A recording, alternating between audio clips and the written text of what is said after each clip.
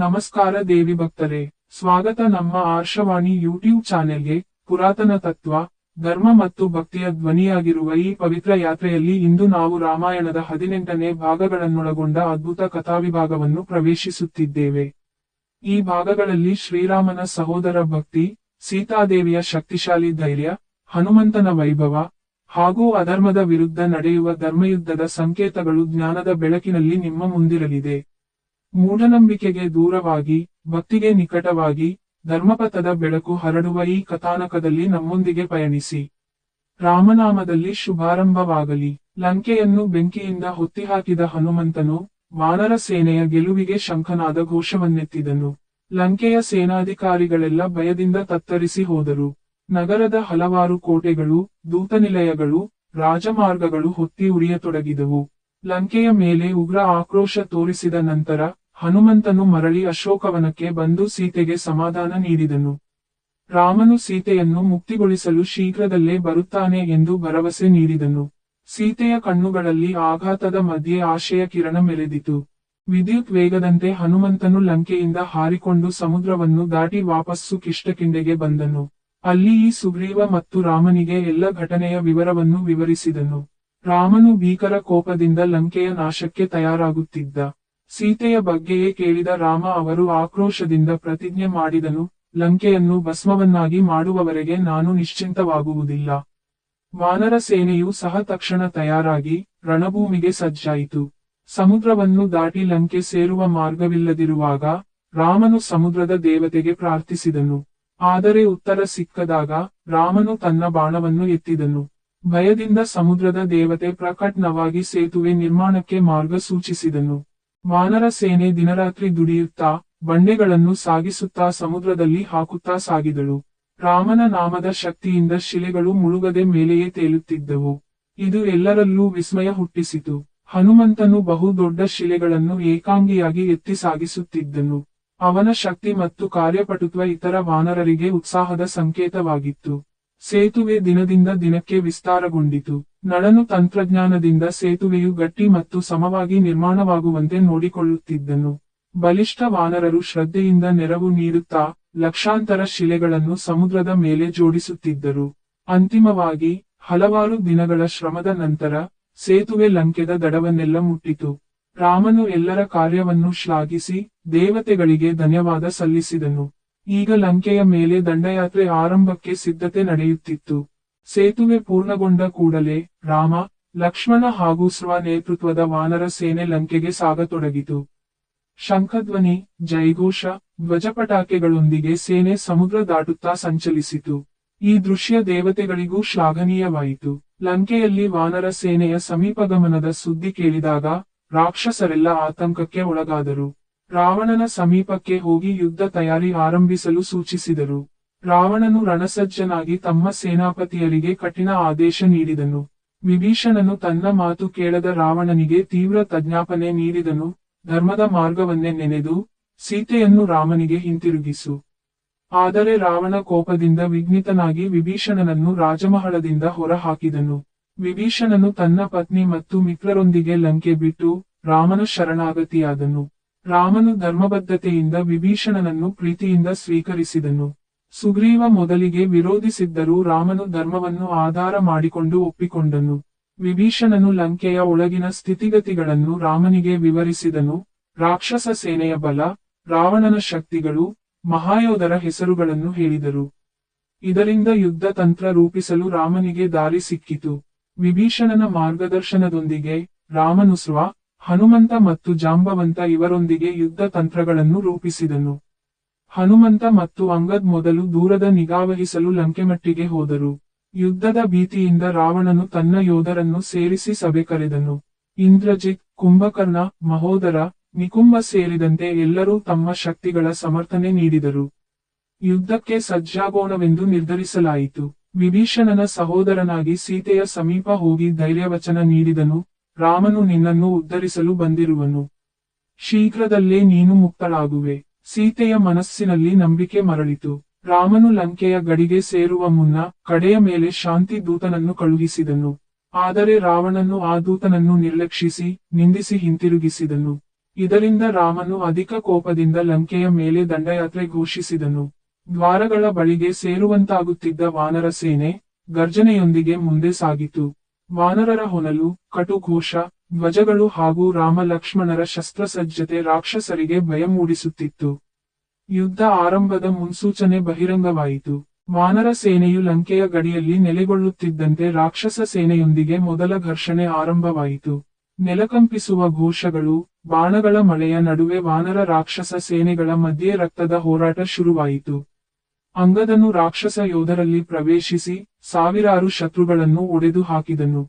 ಅವನ ಗದೆಯೊಡೆಯುವುದನ್ನು ತಡೆಯುವ ಶಕ್ತಿಯು ಯಾರಿಗೂ ಇರಲಿಲ್ಲ. ಅವನ ಶೌರ್ಯ ನೋಡಿಸುವ ಹೆಮ್ಮೆ ಪಟ್ಟು ಬಿಟ್ಟನು. ರಾವಣನ ಪುತ್ರ ಇಂದ್ರಜಿತನು ಯುದ್ಧ ಭೂಮಿಗೆ ಪ್ರವೇಶಿಸಿದನು. ಅವನು ಮಾಯೆಯ ಮೂಲಕ ಬೂದಿಯಂತೆ ಅಡಗಿ ಬಾಣಗಳಿಂದ ವಾನರರನ್ನು ಹೊಡೆತ ಮಾಡುತ್ತಿದ್ದ. ಹನುಮಂತ, ಜಾಂಬವಂತರು ಅವನ ವಿರುದ್ಧ ತೀವ್ರ ಪ್ರತಿರೋಧ ತೋರಿದರು. ರಾಮ ಮತ್ತು ಲಕ್ಷ್ಮಣನು ಯುದ್ಧ ಕ್ಷೇತ್ರ ಪ್ರವೇಶಿಸಿದಾಗ ರಾಕ್ಷಸ ಸೇನೆ ತತ್ತರಿಸಿತು. ರಾಮನು ತೀಕ್ಷ್ಣ ಬಾಣಗಳಿಂದ ಶತ್ರುಗಳನ್ನು ಸೋಲಿಸುತ್ತಿದ್ದರೆ, ಲಕ್ಷ್ಮಣನು ತನ್ನ ಶಸ್ತ್ರಚಾತುರ್ಯದಿಂದ ಹಲವಾರು ರಾಕ್ಷಸರನ್ನು ನಾಶಪಡಿಸಿದನು. ಇಂದ್ರಜಿತನು ರಾಮ ಲಕ್ಷ್ಮಣರನ್ನು ಮರುಳುಗೊಳಿಸಲು ಬ್ರಹ್ಮನ ವರದಿಂದ ಪಡೆದ ನಗ್ನಾಸ್ತ್ರವನ್ನು ಪ್ರಯೋಗಿಸಿದನು. ಆ ಶಕ್ತಿಯಿಂದ ಇಬ್ಬರೂ ಧರೆಗಡೆ ಬಿದ್ದು ಅಚೇತನರಾದರು. ವಾನರ ಸೇನೆ ಭೀತಿಯಿಂದ ಅಸ್ತವ್ಯಸ್ತವಾಯಿತು. ಹನುಮಂತನು ತಕ್ಷಣ ಗಂಧಮಾದನ ಪರ್ವತಕ್ಕೆ ಹಾರಿ ಸಂಜೀವಿನಿ ಬೂಟಿ ತರಲು ಹೊರಟನು. ಅವನು ಮರುಭೂಮಿಗಳಲ್ಲಿ ಹಾರುತ್ತಾ ಮೌನವಾಗಿರುವ ಪರ್ವತಗಳ ನಡುವೆ ಅಂತಿಮವಾಗಿ ಔಷಧಿಯೊಂದಿಗೆ ಹಿಂದಿರುಗಿದನು.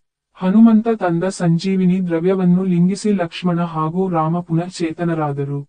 ಈ ಅದ್ಭುತ ದೃಶ್ಯ ನೋಡಿ ವಾನರ ಸೇನೆಯಲ್ಲಿ ಉತ್ಸಾಹದ ಬಿರುಕು ತುಂಬಿತು.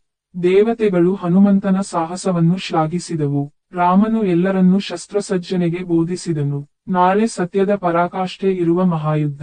ಧರ್ಮವನ್ನು ಗೆಲ್ಲಿಸಲು ನಾವು ಯಾರಿಂದಲೂ ಹಿಂದೆ ಬೀಳಬಾರದು ಎಂದ ರಾಮನು ವೀರತೆಯ ಧ್ವನಿ ಹರಡಿದನು. ಅಶೋಕವನದಲ್ಲಿ ಸೀತೆ ಈ ಎಲ್ಲ ಬೆಳವಣಿಗೆಗಳನ್ನು ಭಾವಿಸುತ್ತಾ ರಾಮನ ಸುರಕ್ಷತೆಗಾಗಿ ಪ್ರಾರ್ಥಿಸುತ್ತಿದ್ದಳು. ಅವಳ ಮನಸ್ಸು ಭೀತಿಯಿಂದ ಕೂಡಿದರೂ ಭಕ್ತಿಯಿಂದ ಉಜ್ವಲವಾಗಿತ್ತು. ರಾಮನು ನನ್ನನ್ನು ಕಾಪಾಡಲಿರುವನು ಎಂಬ ನಂಬಿಕೆ ಅವಳಲ್ಲಿ ಬಲವತ್ತಾಗಿತ್ತು. ಇಂದ್ರಜಿತನು ಮತ್ತೊಮ್ಮೆ ಮಾಯೆಯ ಉಪಯೋಗದಿಂದ ಯುದ್ಧಕ್ಕೆ ಬಂದನು. ಈ ಬಾರಿ ಅವನನ್ನು ಸೋಲಿಸಲು ಲಕ್ಷ್ಮಣನು ಸಿದ್ಧನಾಗಿದ್ದನು. ವಿಭೀಷಣನು ಇಂದ್ರಜಿತನ ಮಾಯೆಗಳ ಬಗ್ಗೆ ವಿವರ ನೀಡಿ ಲಕ್ಷ್ಮಣನಿಗೆ ಸಹಾಯ ಮಾಡಿದನು. ಮಹಾಯುದ್ಧ ತೀವ್ರತೆಯ ಹಂತ ತಲುಪಿತ್ತು. ಇಂದ್ರಜಿತ್ ತನ್ನ ಮಾಯೆಯಿಂದ ಲಕ್ಷ್ಮಣನಿಗೆ ಕಠಿಣ ಸವಾಲು ಎಸೆಯುತ್ತಿದ್ದ.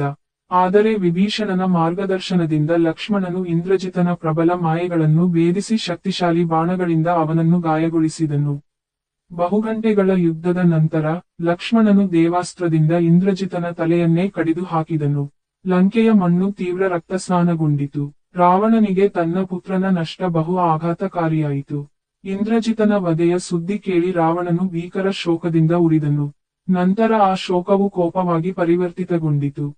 ರಾಮನನ್ನು ಸಂಹರಿಸದವರೆಗೂ ಈ ಶೋಕವನ್ನು ಶಮನಿಸಲ್ಲ ಎಂದು ಘೋಷಿಸಿದನು. ರಾವಣನು ತನ್ನ ಶಕ್ತಿಶಾಲಿ ಯುದ್ಧವಸ್ತ್ರಗಳನ್ನು ಧರಿಸಿ ದೇವತಾಪ್ರತಿಷ್ಠಿತ ಅಸ್ತ್ರಗಳನ್ನು ತೆಗೆದುಕೊಂಡು ಯುದ್ಧಭೂಮಿಗೆ ಪ್ರವೇಶಿಸಿದನು. ಆ ಸಮಯದಲ್ಲಿ ಆಕಾಶವೇ ಕಂಪಿಸಿದಂತೆ ಆಯಿತು. ದೇವತೆಗಳು ಭೀತಿಯಿಂದ ಕಾದು ನೋಡುತ್ತಿದ್ದವು. ರಾಮ ಮತ್ತು ರಾವಣ ಮಧ್ಯೆ ಶತಮಾನಗಳ ಅಸುರ ದೇವ ಶತ್ರುತ್ವ ತೀವ್ರತೆಯ ಶಿಖರ ತಲುಪಿತು.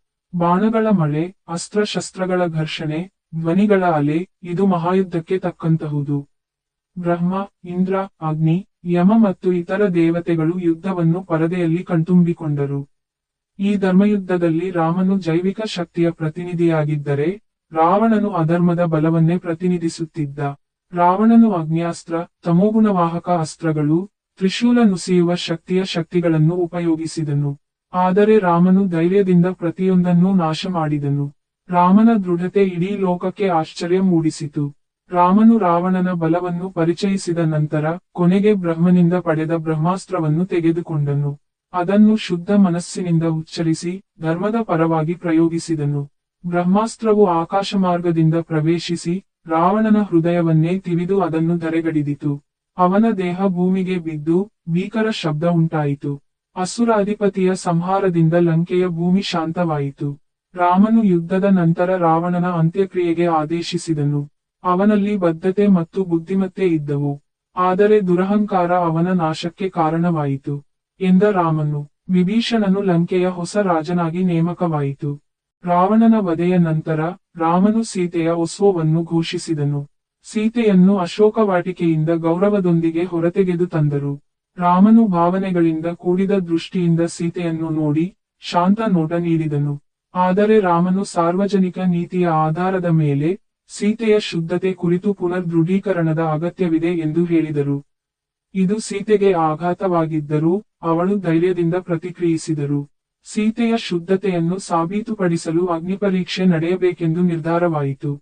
ದೇಹಾರೋಗ್ಯವಿಲ್ಲದಾದರೂ ಆತ್ಮಶಕ್ತಿ ತುಂಬಿದ ಸೀತೆಯು ಬೆಂಕಿಯೊಳಗೆ ನಡೆದಳೆ ಹೋಗಿದಳು. ಅಗ್ನಿದೇವನು ಸೀತೆಯನ್ನು ಸುಸ್ಥಿತಿಯಲ್ಲಿ ಹೊರತರಿದನು. ಅವಳು ಸಂಪೂರ್ಣ ಶುದ್ಧಳಾಗಿದ್ದಾಳೆ, ಅವಳ ಮೇಲೆ ಸಂಶಯವಿಲ್ಲ ಎಂದು ಘೋಷಿಸಿದನು. ರಾಮನು ಸೀತೆಯನ್ನೇನು ಸಂಶಯಿಸಲಿಲ್ಲ, ಆದರೆ ಲೋಕದ ದೃಷ್ಟಿಯಿಂದ ಈ ಶುದ್ಧಿಯ ಅಗತ್ಯವಿತ್ತು ಎಂದು ಹೇಳಿದರು.